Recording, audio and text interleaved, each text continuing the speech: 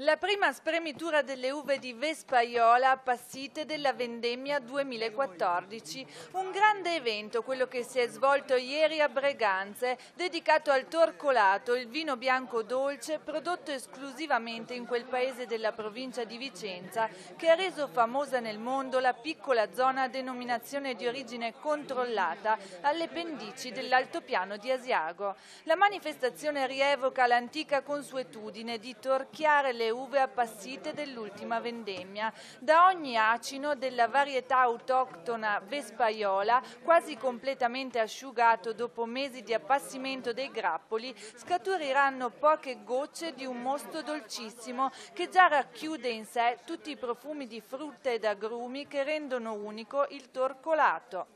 Basti pensare che la resa è di 20 litri di vino per ogni quintale di uva.